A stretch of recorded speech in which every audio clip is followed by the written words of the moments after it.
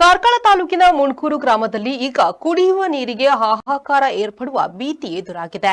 ಗ್ರಾಮದ ಇಡೀ ಜನಸಂಖ್ಯೆಗೆ ದಿನವಿಡೀ ಶುದ್ಧ ಕುಡಿಯುವ ನೀರು ಪೂರೈಸುತ್ತಿದ್ದ ಮುಖ್ಯ ಬಾವಿ ಹಾಗೂ ಪಂಪ್ ಶೆಡ್ ಈಗ ಸಂಪೂರ್ಣವಾಗಿ ನದಿಗೆ ಕುಸಿಯುವ ಹಂತಕ್ಕೆ ಬಂದು ತಲುಪಿದೆ. ಜಾರಿಗೆ ಕಟ್ಟೆಯ ಶಾಂಭವಿ ನದಿಯ ಬದಿಯಲ್ಲಿ ಉಂಟಾಗಿರುವ ತೀವ್ರ ಕೊರೆತವೇ ಇದಕ್ಕೆ ಮುಖ್ಯ ಕಾರಣವಾಗಿದೆ. ಈ ಕುರಿತು ಒಂದು ವರದಿ ಇಲ್ಲಿದೆ. ಕಾರ್ಕಳ ತಾಲೂಕಿನ ಮುಣ್ಕೂರು ಗ್ರಾಮದ ಜಾರಿಗೆ ಕಟ್ಟೆ ಎಂಬಲ್ಲಿ ಶಾಂಭವಿ ನದಿಯ ತಟದಲ್ಲಿದೆ ಈ ಬಾವಿ ಹಾಗೂ ಪಂಪ್ ಶೆಡ್. ಕಳೆದ 2014ರಲ್ಲಿ ಅಂದಿನ ಶಾಸಕ ಸುನಿಲ್ ಕುಮಾರ್ ಅವರಿಂದ ಉದ್ಘಾಟನೆಗೊಂಡ ಜಲಭಾರ ಕುಡಿಯುವ ನೀರು ಯೋಜನೆಯಡಿಯಲ್ಲಿ ಈ ಬಾವಿಯನ್ನು ನಿರ್ಮಿಸಲಾಗಿತ್ತು.